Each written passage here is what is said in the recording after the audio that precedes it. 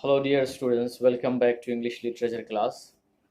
Today I am here present before you with a new story by Lawrence Hill, a Canadian novelist, essayist and memoirist.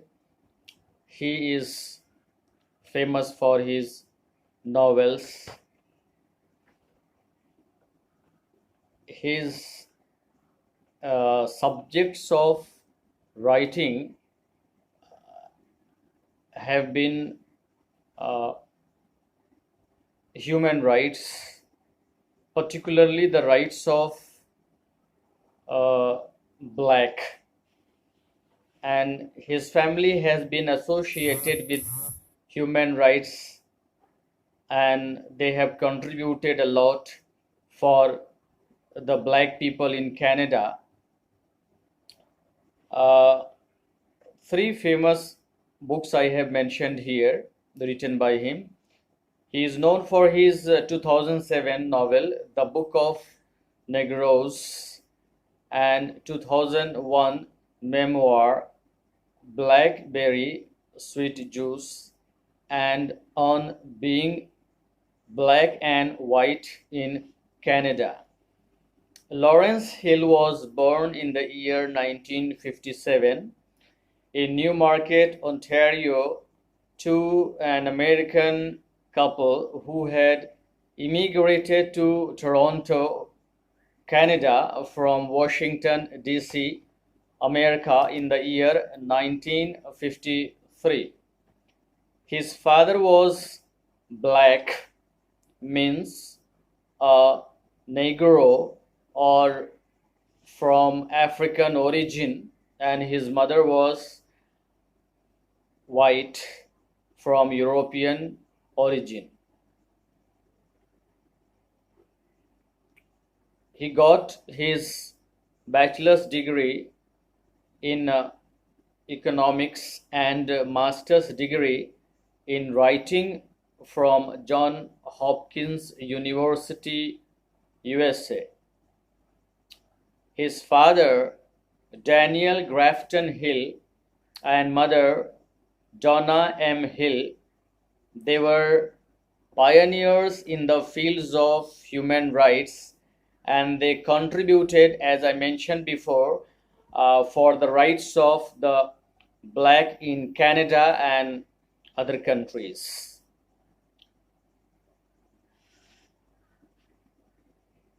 Let me tell you that Lawrence Hill hails from a very educated family. Okay, while I was reading his biography, I was greatly influenced by the kind of personality he is, and it compels me to mention at least his brother and sister, two family members. His brother, Don Hill, is a highly successful singer and songwriter, and his sister, Karen Hill, was a successful poet who died in the year 1914. At present, Lawrence Hill is 63-year old. I wanted to discuss a lot about the author, more than the story, but time doesn't allow me. Now about awards and honors.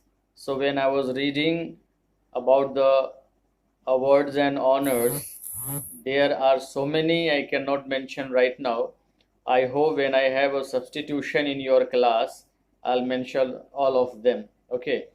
So simply, okay, he has got so many awards and honors in different from different countries of the world, rather different continents of the world.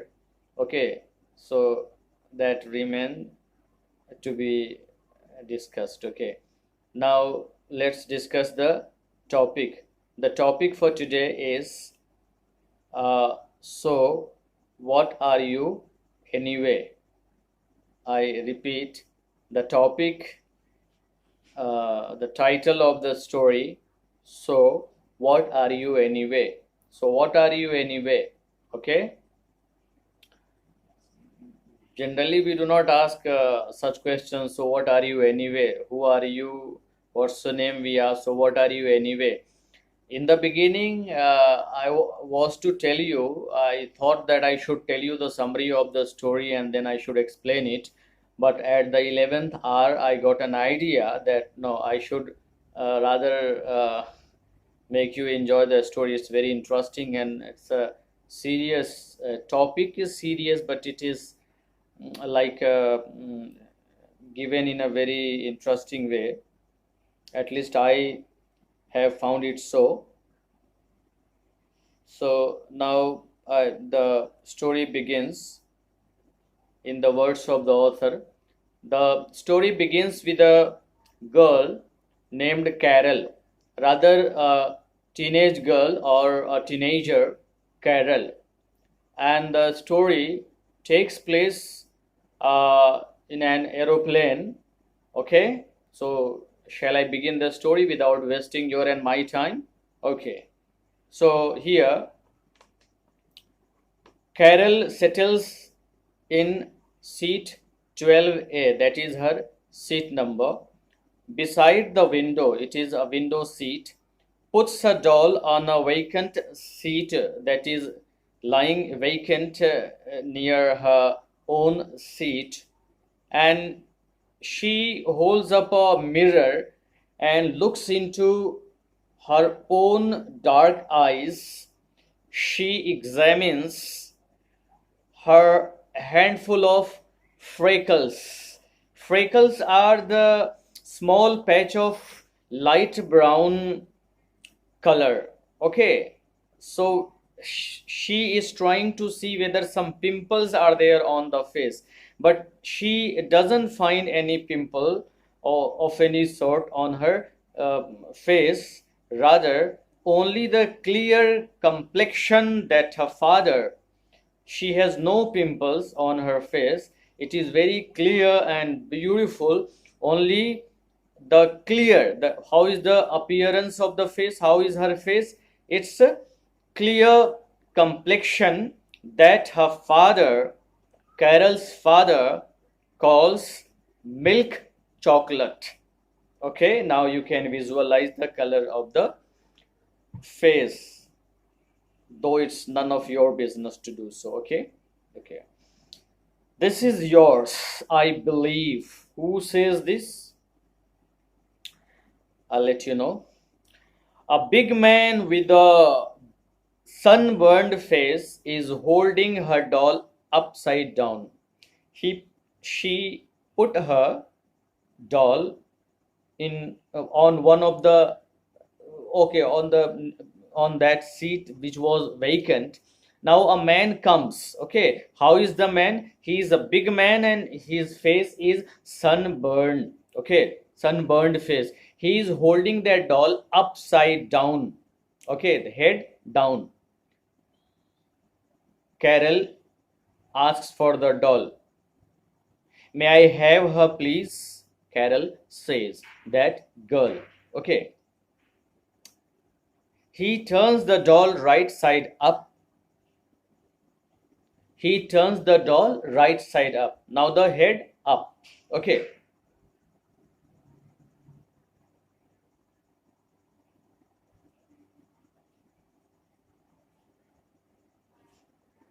A black doll? I never saw such a thing. Kashaf may come. A black doll? I never saw such a thing. Okay. The man said. Why? We can discuss later on.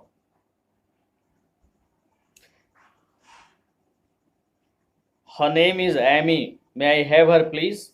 She repeats. She has a name.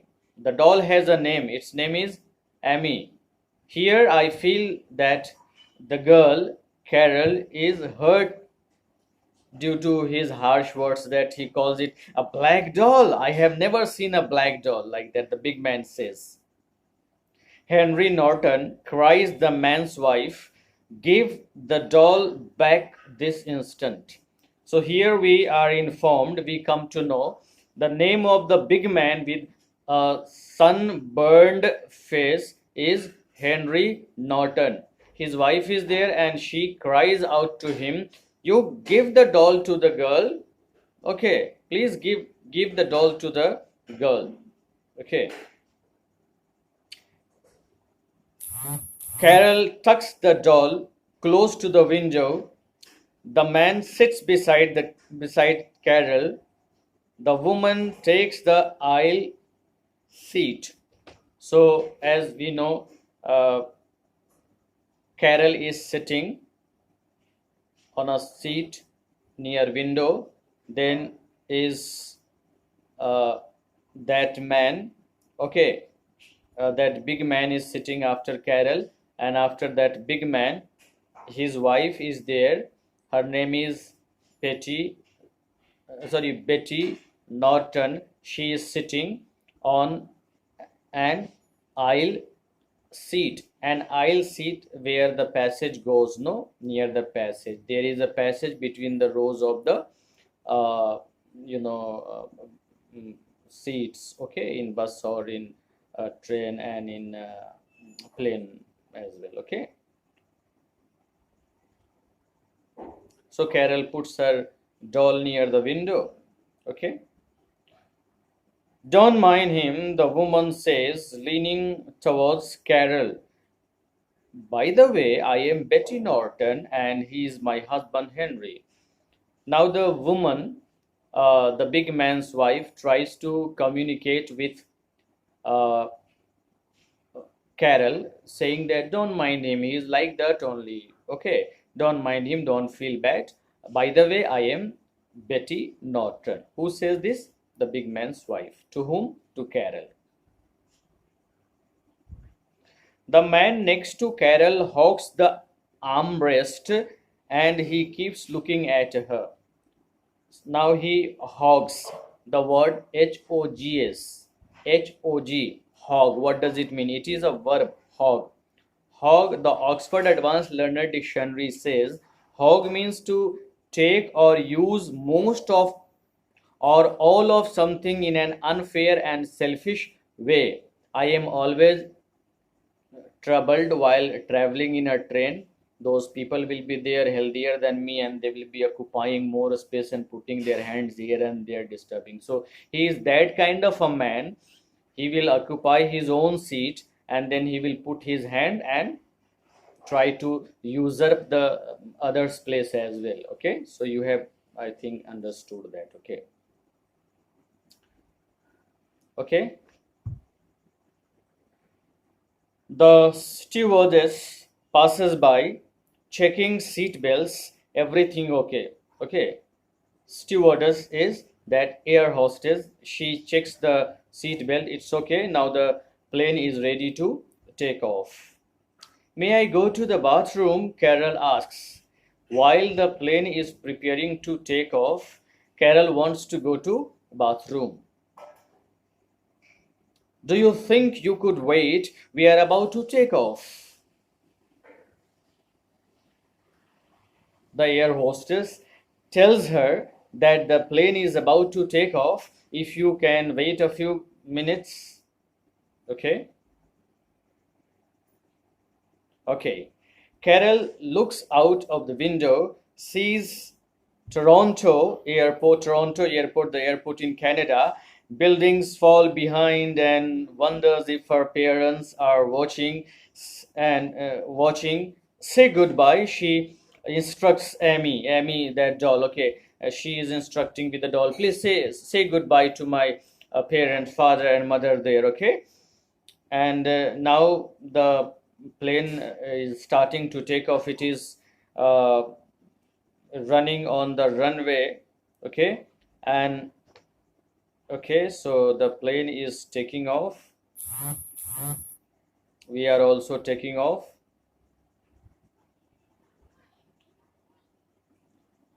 Okay, I don't have the book. I'm reading from here.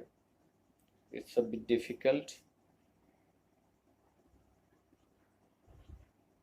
Okay, they lift into the air and her ears plug and stay that way until plane levels over pillows of cotton. It happens when when the plane takes off.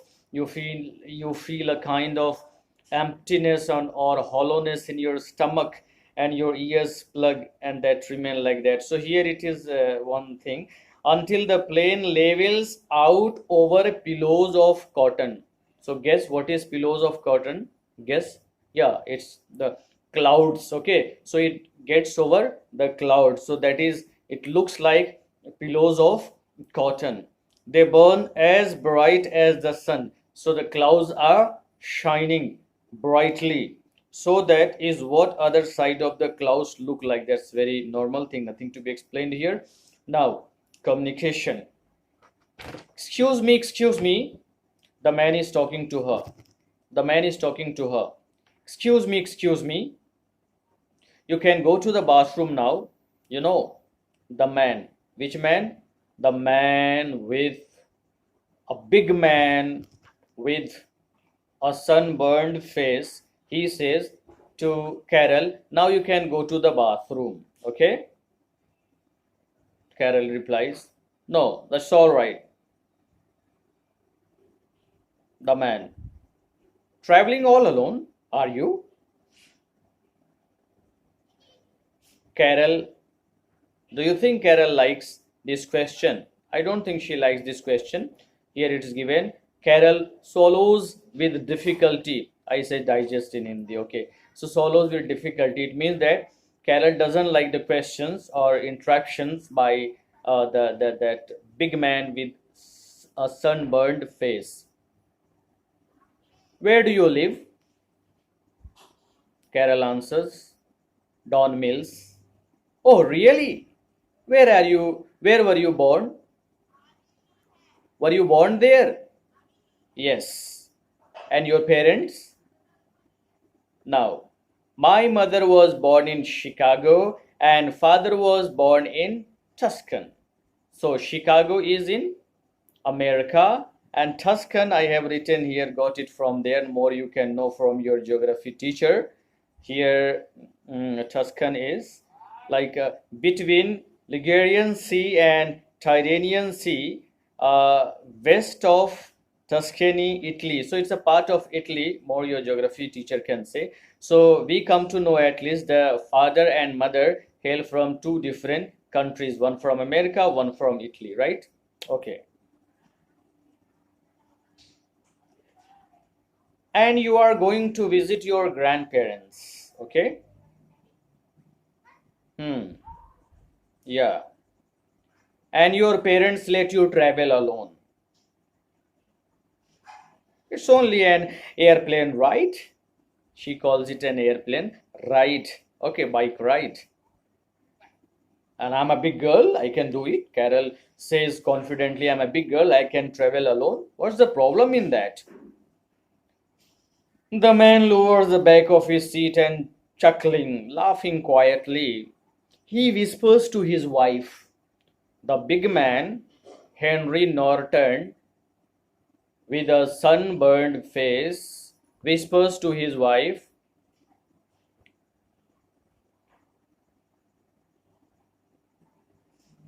something that I don't know, something that is not mentioned here. What is mentioned here? What his wife, Betty Norton, replies back to him, to that man, that Carol happens to hear that. No, you ask her. Here we come to know that Henry Norton is curious to know about that girl, Carol, and he is asking his wife. His wife replies that, how can I know about that girl? You better ask her. Okay. Carol yawns, means she is feeling sleepy or it's very boring. Their interruption is boring, or both can be the reasons. She holds Amy's hand. Who is Amy? The doll. and goes to sleep. The clinking of silverware wakens her. Clinking is the sound when metals strike one another. Okay, okay. So she is awoken by that, but she hears the man and woman talking about her. Now she is disturbed, but she wants to wake from her sleep. But when she tries, okay, when she notices that the man and his wife, Miss Henry Norton and his wife Betty Norton, are discussing uh, about uh, this Carol. She again shuts her eyes, okay, because she doesn't want to be interrupted again and again. I don't know, Henry. Don't ask me. Ask her. Henry Norton's wife scolds him again. Why are you asking me again and again? Ask the girl if you are too much curious. I am kind of curious. Aren't you? Henry Norton tells his wife that I am very curious to know about, or I am curious by nature. Aren't you curious to know? Just like Pinocchio. Carol can't make out the woman's answer, but then she hears her say, I just can't see.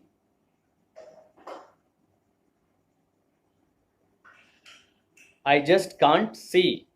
Why can't see? Two things are there. Window side, Carol is sitting. After that, in the middle, that man is sitting, and then the woman is sitting. So in between, that big man is sitting, so his wife is not able to see Betty. So how can, sorry, that Carol, so that woman cannot communicate with Carol because there is a big man in between. Okay, it's not fair to children. What is not fair to children? You cannot ask too many questions. You cannot ask that unknown children too many questions. Okay, so that is not fair to children that you ask so many questions. I don't mind.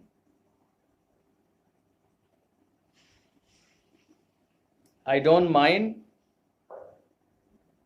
them mixed, but the world isn't ready for it. They are neither one thing nor the other. Henry, wake that child and see if she wants to eat. Here, uh, Betty Norton, the wife of Henry Norton, tells tells her husband that he should not ask so many questions uh, and disturb the child. Okay, I don't mind mixed. Mixed here, you understand. Mixed here, that I told you in the beginning that they are. I think now I cannot conclude, and I'm not going to disclose that to you. That when a child has parents from two different races, okay, so here that thing is given there. The child is a mixed. It means that the parents are from two different races. Understood? Okay, as the story progresses, we we will all understand. Okay, but the world isn't ready for it. The world is not ready for what? And who is discussing? The wife is discussing with her husband. The world is not ready for it. Ready for what? The children who are mixed. And in what way they are not, the world is not ready? We can, enough time we have to discuss that. Okay, they are neither one thing nor the other. What does it mean? What she is saying, all these in this paragraph she is using a lot of offensive words which I'm not going to disclose to you right now. Okay, we'll discuss it later on. Okay, so she said that they are neither one thing nor the other. What does it mean? The child is neither. In that case, when the parents are from two different races, the child becomes not of this race nor of that race. So these types of words are like offensive. uh, that is none of our business to decide about them. Understood? No, so that is something that eh, we can discuss later. Okay, so this she is trying to make her husband understand. Henry, wake that child and see if she wants to eat. Now she is a kind woman. She is not bad at heart. Okay, she asks her husband that please wake her up and see that she is hungry. She can eat. Okay, when the man taps her shoulder, whose shoulder? Carol's shoulder. Carol opens her eyes and she says, I have to go to the bathroom. Okay, I have to go to the bathroom. Now you remember when the man said after taking off, after the plane had taken off, the man, you remember the man had asked Carol if she, now that Carol could go to bathroom, then she didn't want to go. Now she wants to go to bathroom, but they are going to serve the meal. Who are going to serve the meal? Those people are that air hosts and air hostesses are there. They are serving the meal. Okay, Henry, if she wants out, let her out. She is only a child. So at this, the man's when the man means Henry Norton says that they are going to serve the meal, so you don't go to the bathroom right now. The woman tries to make him understand that she is just a child. Let her go to the bathroom. What's the problem? Okay. So actually, it's going to be like 26 minutes. So it will be a longer video if I continue. So I'll make another video to continue this story. Thank you very much. God bless you all.